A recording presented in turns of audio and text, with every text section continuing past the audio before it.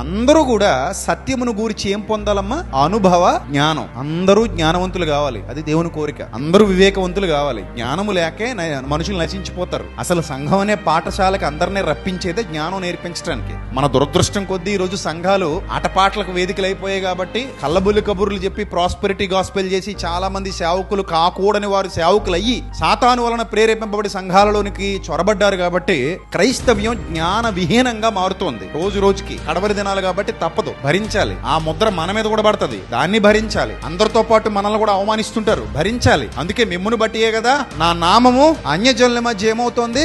దూషింపబడుతోంది. ఎందుకు? మీరు చేసే ఈ బుద్ధిహీనమైన పనులను బట్టి అన్నాడు దేవుడు. ఆ గోధుమల చేనిలోనికి గురుగులను కూడా దుష్టుడు విత్తిపోవడం వల్ల ఈ రోజు ఇలాంటి దుస్థితి క్రైస్తవ సమాజానికి ఏర్పడింది. కానీ ప్రారంభ శతాబ్దంలో అపోస్తలుడైన పౌలు సువార్త ప్రకటించేటప్పుడు అన్యజనులు కూడా ఆయన్ని చాలా ఇష్టపడి ప్రేమించి ఆయన బోధ విన్నారు. కొందరు వ్యతిరేకించారు, కామన్ గా వ్యతిరేకించేవాడు ఎప్పుడు ఉంటాడు. కానీ ఆయన చెబుతున్న జ్ఞానాన్ని ఇష్టపడి ఆయన హత్తుకున్న వారు కూడా ప్రారంభ శతాబ్దంలో ఉన్నారు. సో మీరు ఆలోచన చేస్తే మనుషులందరూ ఏం కావాలట? జ్ఞానవంతులు కావాలి. జ్ఞానము లేకపోతే మనం బుద్ధిహీనతలో పడిపోతాం. జ్ఞానం లేకపోతే మనం మూఢనమ్మకాల్లో పడిపోతాం. జ్ఞానం లేకపోతే మన అంధవిశ్వాసాల్లో పడిపోతాం. ఆ అంధవిశ్వాసాల్లో పడిపోతే ఊబిలో పడిపోయినట్టే. అర్థమైందా?